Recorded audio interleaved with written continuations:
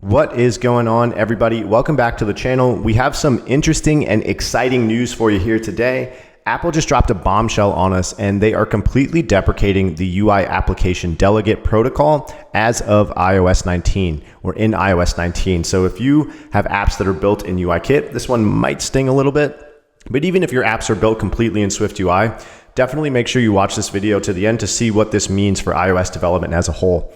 So this isn't just going to be some tiny warning in Xcode. This is a significant paradigm shift in iOS development. This is Apple pushing us further into the world of SwiftUI and the main app lifecycle. So we are going to be moving away from the UI application delegate protocol and this imperative style of programming into this declarative style of programming with the SwiftUI app lifecycle and the app protocol. So this is really cool. Now let's just take a quick second to go over what exactly the UI application delegate is, what methods are getting deprecated, and what we're going to be moving toward in iOS 19 and what this means for iOS development as a whole.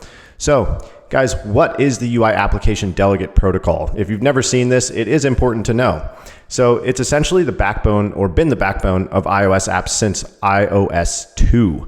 It's where we handled app launch, backgrounding, notifications, deep linking. It was essentially the brain of our app's lifecycle.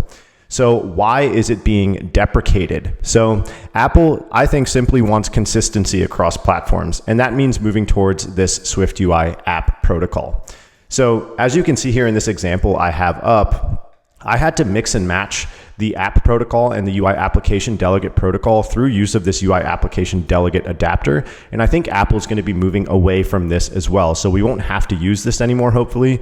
Hopefully they give us a way to manage all of these app events or lifecycle events like did finish launching with options in a declarative context or manner. So guys, what methods are going to be deprecated? Let's go ahead and go over that next. So if we go back to Apple's documentation, we can see here that I think all of these methods are essentially getting deprecated, and they're not going to be deprecated right away, but in the future, maybe in another 2, 3, 4 iOS versions or something, they will probably get completely deprecated. But we have things like will finish launching with options, did finish launching with options, and our app lifecycle events. These are big ones. Did become active, will resign active, did enter background, so on and so forth. We are definitely going to be deprecating those and moving towards our scene phase property that we get access to in SwiftUI to manage these app lifecycle events. And we can go ahead and dive into a quick example of what we are going to be using instead and what I think Apple is going to expand on in the SwiftUI app lifecycle and what we're going to be moving away from with this UI application delegate protocol. So some of you may already know that we get access to this environment level property called scene phase in SwiftUI. And through this property, we can listen to certain app lifecycle events. So I'm going to go ahead and show you what that looks like. We can listen for changes to that scene phase, and it will get triggered when the app does things like transition into the background or gets terminated, becomes inactive, or becomes active. And you can sort of see that with this switch statement that we have here on the different potential states that that scene phase property can have. So I think Apple is going to be expanding on that. And what I mean by that, guys, is if we go back to the documentation for the UI application delegate protocol here, we can see that we just have significantly more methods and overall fine-grained control over different app lifecycle events. And we also get functionality in this protocol that just simply isn't available to us yet in SwiftUI. And that's why we have to do things like use this UI application delegate adapter here, because we have to mix and match these two things to get all of the functionality that we need. So I think that this is a push to move away from that mix and matching as well and get more of a unified app lifecycle or development approach here. So will this break existing apps? No. Don't panic. Your existing UIKit apps won't instantly break, but deprecated means that they are on borrowed time.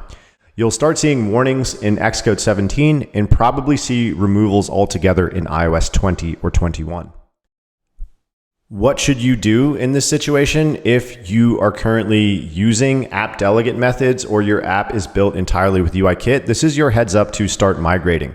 You need to move your logic to SwiftUI, use scenes, and use modifiers like we see here where we listen to changes on this scene phase to detect background and foreground events. And we want to also make sure that we're trying to keep our delegate bridging to a minimum, like we see here with this UI application delegate adapter.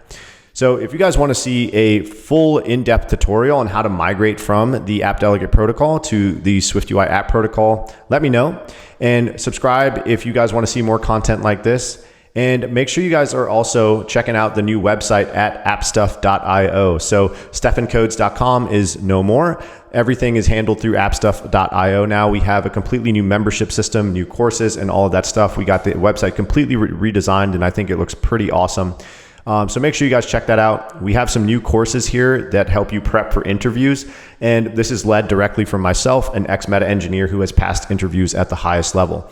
And then, as always, guys, we have all of our fundamentals courses, all of our pro app clones. And my favorite is our Pro Plus app tier. And this month we are launching Tinder Pro Plus. Right now we have Instagram Pro Plus and Messenger Pro Plus.